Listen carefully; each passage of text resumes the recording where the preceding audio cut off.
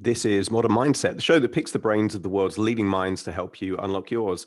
I'm your host, Adam Cox, and joining me today, we have Imran Arshad, who is the founder of Evolve and also a co-owner of several brands specializing in the automotive after parts industry. Welcome to the show. Hi, Adam. Thank you for having me on. It's great to have you on the show. So for people like me that aren't experts in cars, what exactly is it that you do and how did that come about? Okay, so I am either founder or co-founder of 4 brands now that design, develop, produce, and market aftermarket tuning parts for cars. So essentially, we build products that enhance the car's performance or the aesthetics for people who want, I guess, a little bit of individuality or want to make their cars faster.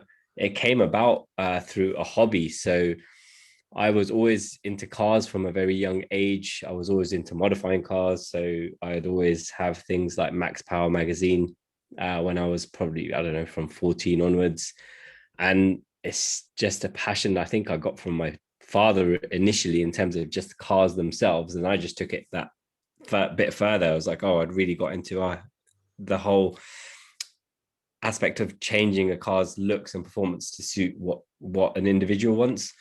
And Max Power magazine back in those days really captured that sentiment, and it really did create a whole industry out of that. And that magazine is now dead, but that passion still flows through. It's quite interesting that they're not around anymore, but because of them, they've inspired a lot of people in my industry. So it started off as a hobby because it was not what I was trained to do. I've got a law degree. I've worked in sales and PR, as you know, and I was always using the money I was earning then to fund my hobby. And I started to modify a particular car, which is a BMW Z3M. And I was involved in all the community. And a lot of people started taking notice of what I was doing because I was going to events and beating established tuner cars. Because I had a scientific mind, I never just trusted what any of the manufacturers said the product would do. So I would actually get the product and test it myself. I would go to a place with a dyno. I would test the car beforehand, afterwards, see what the results were. And essentially what I did was I got to a point where I said, well, out of 10 products, only 3 of these work. I'm only going to put 3 of these products on the car. And that would then get me better results than someone who'd just be literally throwing their checkbook at the car because they were going to people who were just taking their money and just saying, yeah, this works, or they were lying about what the power gains were. As people started taking notice of me, they started giving me their cars to do. And I didn't have a business. I wasn't in a position to do anything, but essentially I became a middleman and started brokering deals between the guy who worked on my cars, the guy who I used to buy parts off. So I essentially done deals with both of them where I'd get the parts at a reduced price. The guy who done the work on the cars for me would carry out the work. I would take the money off the customer and then I would basically pay either of them. I started doing that for probably about 6 months on the side as a side hustle alongside my full-time job at the time, which was working for the Law Society, for the legal regulator. And after 6 months, it just got to a point where I thought, I think I can probably make a go of this. So I went into business with the guy who I used to buy parts from because he was a bit established in the industry. And I thought, I don't really want him as a competitor. So it'd be better to kind of join forces. He was good at certain aspects of marketing, but very narrow. And I brought in a much wider expertise in that. And I was able to take what he had and scale it quite well. So I think a year into doing that part-time, I decided then, when you get to that point, whenever you're doing a side hustle, it always gets to that point, is like you can carry on doing what you're doing, make good money from your full-time job, have decent money from your side hustle, you're in a good place. But I got to a point where I thought, I think I can really make a go of this. So I left my job January 2007 and went full-time into what I call entrepreneurship. So that's when I fully started that Evolve business, basically.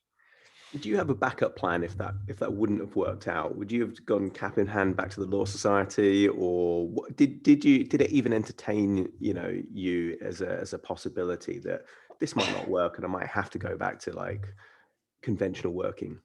Yeah, I think it probably got to that stage a couple of times, but honestly, I didn't want to go back to that life, and I really struggled through. I think realistically, my wife and was very supportive of me, but it did get to a stage when we had our first kid and we were really running low on money. That she was like, "You need to try and like knock this on the head and maybe do something else." But I just had that innate belief in me that I know this is going to work. So I said, look, you just need to be patient with me. I know this has got potential. We're investing a lot of money back into the business to make it grow. And you're just going to have to trust me. I just had an inner belief that I knew this was going to work. And, once you start working for yourself, it's very hard to go back and work for someone else or be a cog in a bigger system. And all you're doing is repeating and doing the same things over and over again. And honestly, I just didn't want to go back to that. And I did whatever I had to do to make sure I didn't go back to that. No, I can certainly relate to that. It's that kind of metaphor of, burn the boats to take the island, leave yourself with no other Yeah. option other than success, and you kind of have to kind of find a way to make it work. So the proposition then, so that we're all on the same page here, people have pretty good cars, but they can get additional parts or they can tune the engine to make them even better cars. Is that Mhm. that's the That's proposition? correct. Yeah. What's the main motive behind that? Because we're in a country where very easy to get points on your license, very easy to let's say go over the speed limit, or or certain things that restrict your ability to drive very fast anyway. Mhm. Is it about the speed? Is it about the bragging rights of having like a slightly better car? What's the primary motive behind people doing this? I think there's probably two main motives. One is that speed is like a drug. And regardless of whether you can go fast on public roads or not, people will break the law to do that. They can also go to race events, which are legal. And it's just that rush that you get when you've got a fast car and you put your foot down and you feel the torque, and it just gives you a it's a rush, right? And then people get used to that, and then they want to go even faster and even faster, and then it gets to a point when you're like me where you just become numb to it. It's like how one of my cars is 1,000 horsepower now and I'm used to it. It's like, where do you go from there? But I've learned that you get to a certain level and like it's really no point going further than that, but people still do it because that's what they like, right? So I mean, at the end of the day, if you've got everyone has habits and some are bad, some are good. If you, I'd rather have a habit where I'm modifying a car and making it faster than having a drug habit. And if you're into modifying cars or your kids are into modifying cars, trust me, they're not doing anything else because they don't have no money for anything else. And the second thing, as you touched on, is bragging rights, because a lot of people will be involved in communities or groups. They used to be on internet forums, then they went on to social media, and then they went on to like Facebook. And yeah, there is a lot of, okay, I want to build a car and I want to show it off.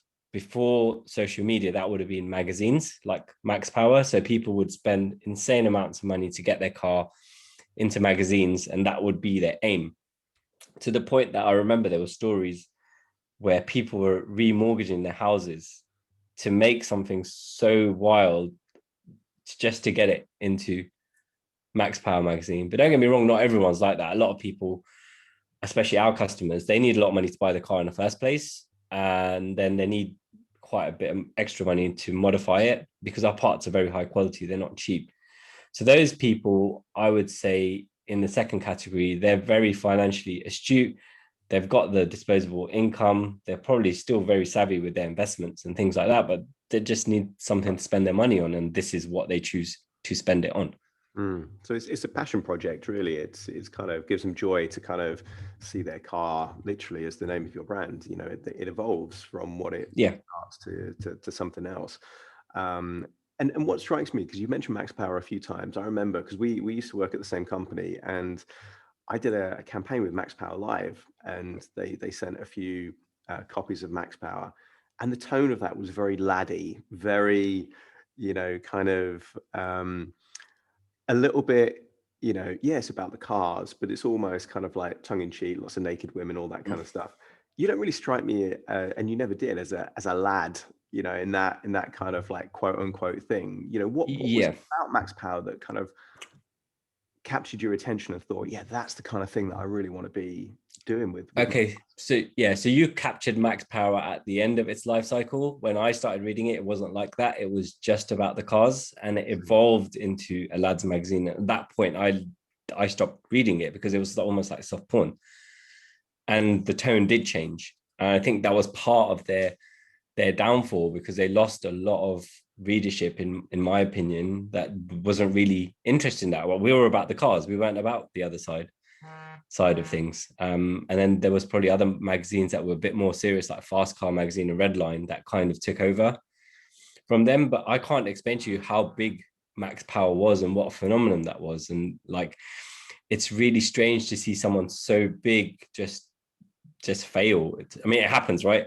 Mm-hmm. It does happen a lot, but when that magazine died, it was like, oh wow, that's the end of an institution. But it just shows you that they made the wrong decisions and went after the wrong target market. But after they failed, realistically, the market did get a little bit stagnant until Fast and Furious came out, and that reignited everything again. I was going to ask about that movie because, again, it turned into like just an action adventure, ridiculous storylines. But Yeah. the first few, in the franchise really were about the cars, and it was about the idea of kind of getting the right parts and kind of making the cars go faster. Yeah, there was like a ropey storyline about crime and using the cars to like rob trucks and things like that.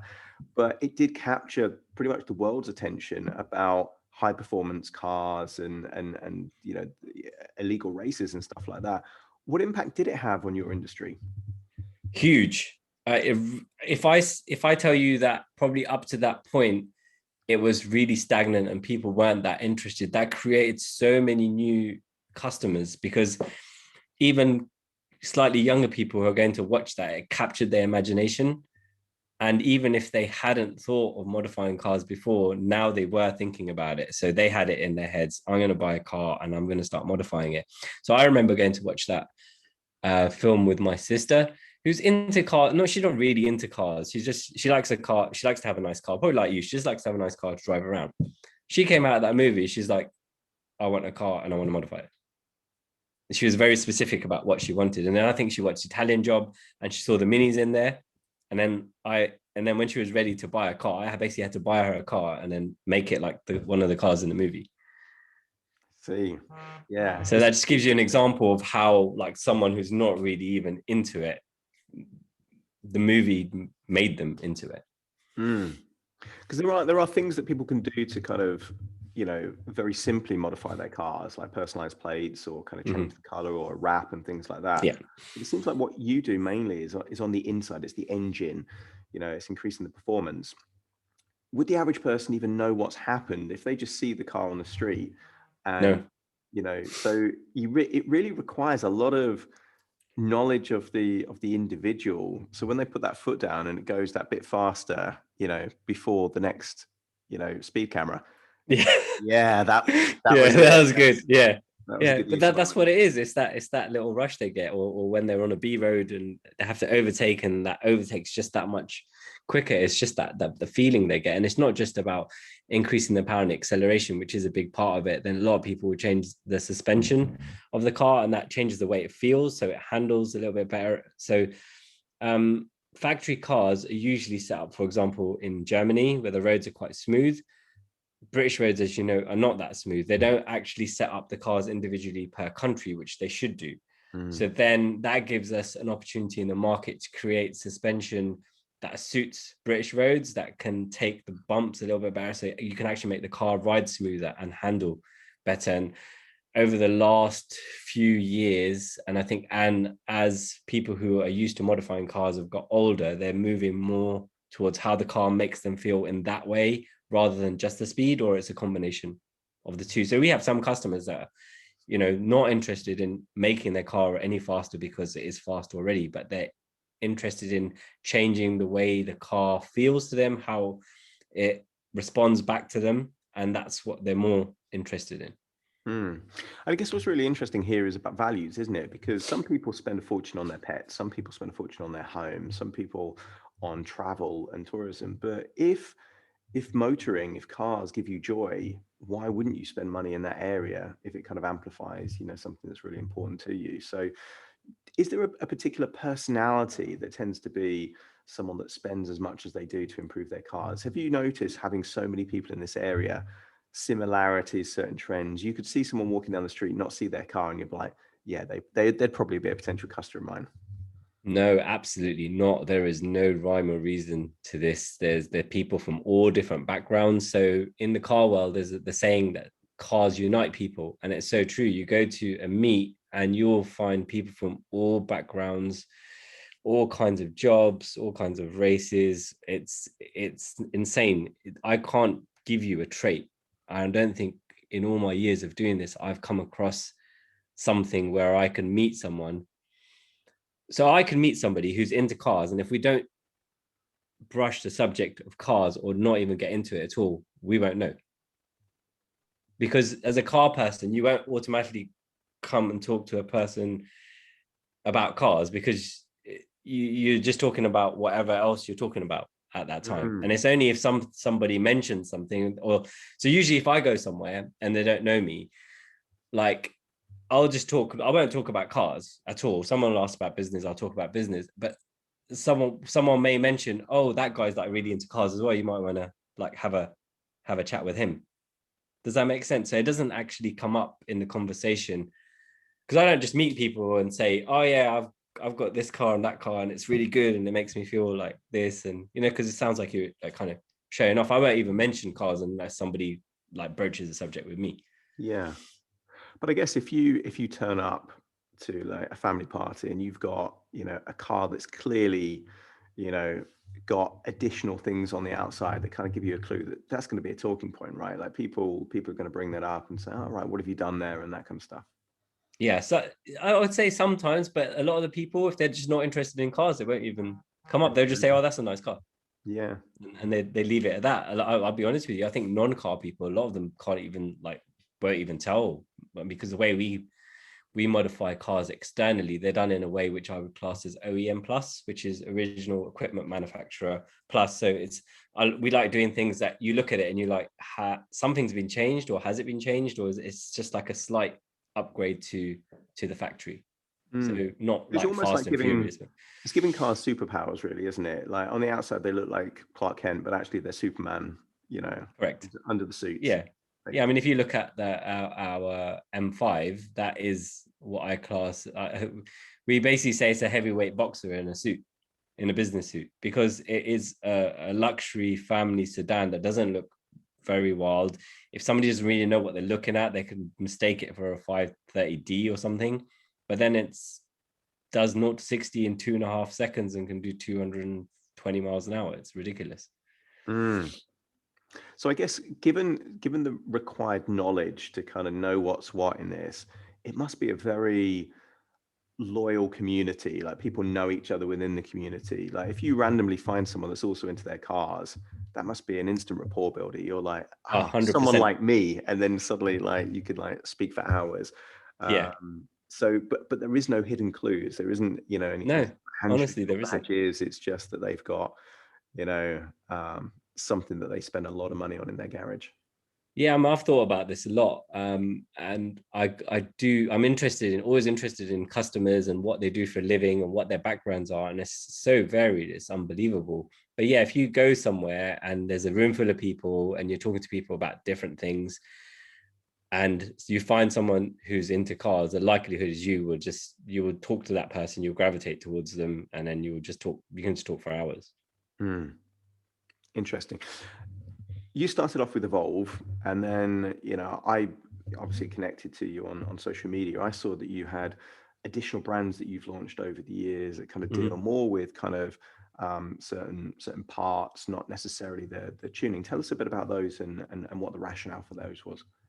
Yeah, so Evolve started 2007, and then Evolve is a tuning company. So we do ECU tuning, and we also then sell other brands, parts like suspension, exhaust, intakes.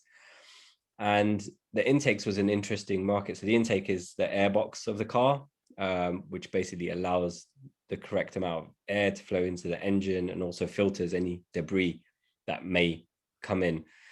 And there was a real gap in the market for a high-end intake manufacturer that made a really good product that had sound scientific principles behind it and that was priced well. There was either rubbish that was very cheap and that did not work at all, or there was one brand that was super expensive, but only because of the material it was made out of and didn't really perform amazingly well. So one of my friends who I kind of knew within the industry, he had a PhD in fluid dynamics from Imperial College, very clever guy, who's my current business partner. And he approached me and said, Imran, I've developed this theory while I was doing my PhD, and I think it can really work. 3D printers had just come into play. He said, before 3D printers, I've not actually been able to prototype this, but now I can make my idea into something we can physically test on a car. And at the time, I think I had an E60 M5, which is the V10 version of the car. It was around 2000, and this must have been 2013, 2012. So he sent me the prototypes for the product. I tested them on the car. So we basically ran the car stock on our dyno, which measures the power of the car. I put this new prototype on, and I'd never seen an air intake on a car produce power on that particular model of car. And therefore, we never sold it because our ethos was, if the product doesn't work, we don't sell it. And that's why we built up the reputation that we have. It made 12 horsepower. And I know that doesn't sound a lot, but when there's lots of products in the marketplace that actually make you lose power, now you've got one that genuinely makes a significant amount of power on a normally aspirated car. I rang him up and I said, yeah, I've tested it. It works. I go, you need to come and talk to me. We need to do something with this. So he effectively then came to me and I said, look, we need to start up another brand. So initially we started it under the Evolve brand, but because Evolve was so BMW centric, I knew that this had legs to go to loads of other brands like Audi RS and AMG and Porsche. So then we split the brand out and made eVenturi. And then that became just the carbon fiber intake brand. And I'm very glad that we did that, because it even means to the point where Evolve has a rival in the tuning world. If the product was branded Evolve, they may not buy it because they're seeing they're buying a competitor's product. Because we change the brand and it sits, although people who know me know they're linked in terms of that they have, one shareholder is a common denominator between the two. It makes people comfortable buying it because we've created such a strong brand. And even if, to the point that even if they thought, I'm not buying that product because Evolve co-own, or the owner of Evolve co-owns that product, it's got so strong now they can't ignore it. Like, their customers will be demanding it from them. So in that way, because we split the brand out, it has its own identity, sits in its own place. And because we are the market leader, like, even people who are competitors to my other company, they can't ignore it and they'll have to eventually buy it and put it onto their customers' cars. Really interesting.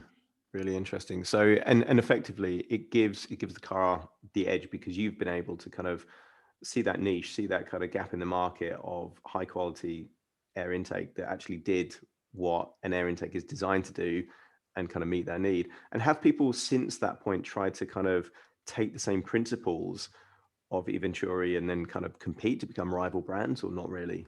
No. So the actual founding principle of the air intakes and what makes them so special, we have a patent on that. So no one's tried to copy it yet, not even China, because we're quite clever in the way we put the product together. For somebody else to copy that product, it has so many different components and so many custom things that require tooling that we know for a fact people have got the product and even stated an intention very boldly to say, we're going to copy this, and they haven't copied it yet. So we're 7 years into that business now and no one's copied a product. And how long does the patent last? I think it's either 25 years or 50 years. So we got the patent in America because that's our main market. But I think it's either 25 or 50 years. But then by that time, there's not going to be any engines left. So That's good point. Yeah. it's going to be all electric, isn't it? Which brings me on to why I've started to do aesthetic parts. So Eventuri is just an intake manufacturer, but now myself and the founder of Eventuri have created a new brand called Ivero, which is going to make aesthetic parts. So I've never done this before. So we're making body kits essentially out of carbon fiber. And there's two main reasons for that. Firstly, we have very good contacts now with carbon fiber manufacturers who make our air intakes.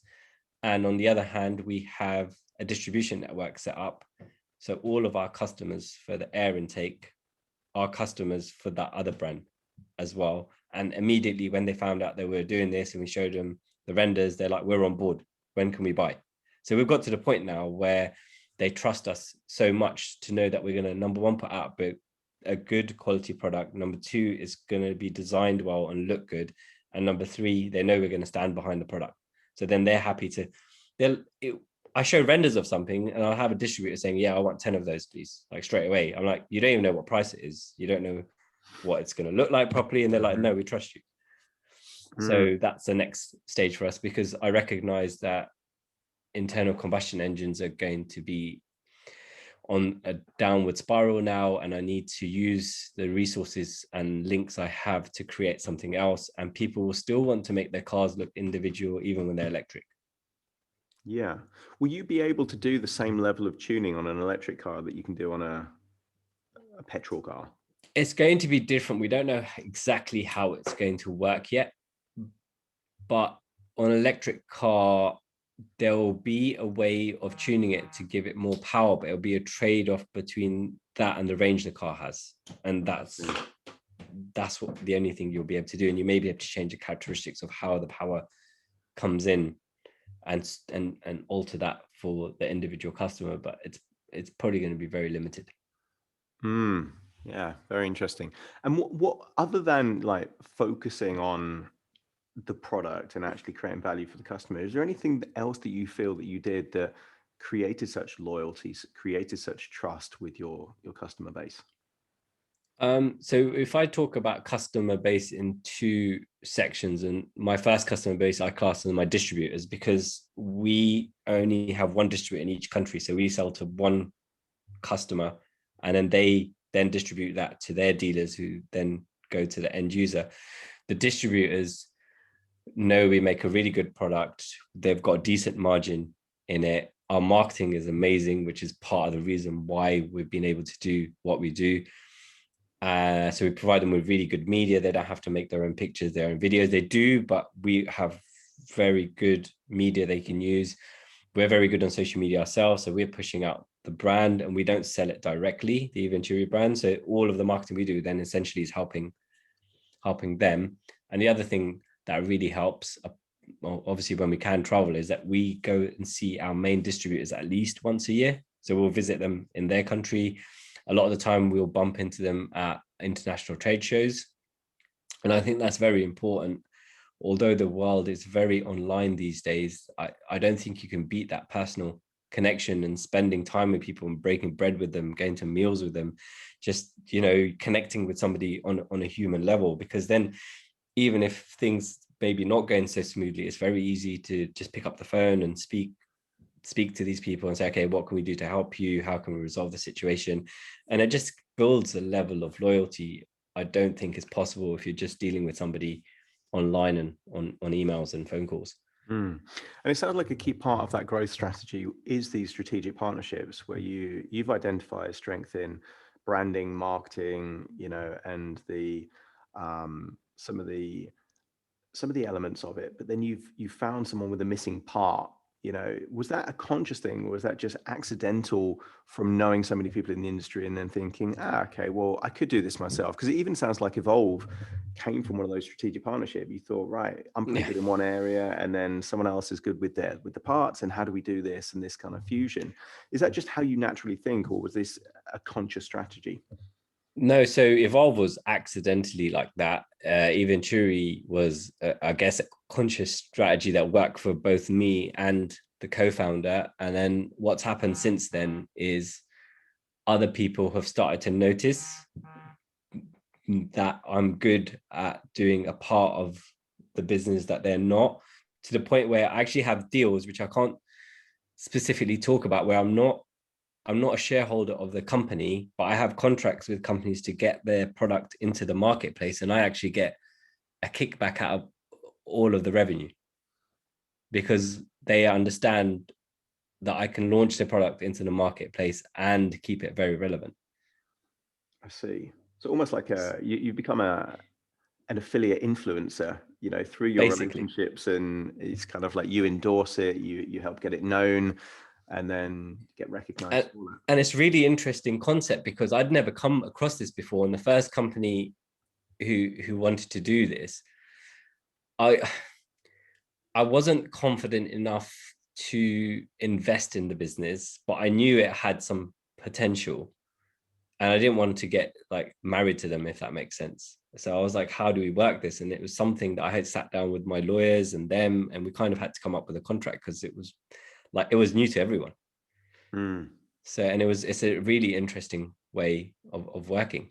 And I don't know if this happens in any other industries. I'd certainly never come across it before, but because of my standing now in that industry and in social media, and I think a lot of it stems from YouTube. To be fair, once we started to do YouTube about 4 years ago, the amount of collaboration opportunities we have is insane, to the point now where I've been invited by BMW, who's a car manufacturer whose warranties we void essentially by tuning them for the customer. And I was invited to the latest launch of the M4 to drive the car and put content out on it, Mm. because they recognize at the end of the day that I do have influence in this industry, and their customers are essentially my customers. They have to buy the car. Whether what they do with the car after that is not my concern really. It's not theirs, because they just will say, well, you're not covered for any failures because you've modified your car now. And I hope that continues. And I think I am the first tuner in the world, or currently, who's kind of involved in social media, who's actually been invited to one of these things. Mm. And that's come off the YouTube, because when you mentioned, obviously I was on your podcast recently. You mentioned YouTube as a strategy, and building up over 80,000 subscribers within 4 years in a quite a niche market. I mean, that's an accomplishment, and I really like the production value of the videos that you create. How much time and resources have you had to put into YouTube to get it to that level where you've got high quality content and you've got growing subscribers? Okay, so when I started that initially, so the guy who produces the content currently is full time. The way I started was I looked at my marketing budget. I knew that YouTube was good because I had a lot of people in the industry, especially in America, saying, Imran, you need to go on YouTube. You need to go. They've been saying it for years because we have content. A lot of people on YouTube struggle for the actual content, to the point that they'll just make content about nothing for 10 minutes. We had the opposite. We got so much stuff going on, but we weren't capturing it. And I had a few friends in the industry, they're saying, you got so much stuff going on, you need to put this on YouTube, because it's absolutely, people need to know the background of what you do, how you do it, because it'll give you a lot of credibility in the industry. So I found this guy, Matt, who currently makes our videos, and he'd just come out of university. And I basically worked out a deal with him where he would just make videos on a per video basis. I was paying him a couple of £100. He was happy, just out of university. He's getting like £200-300 per video.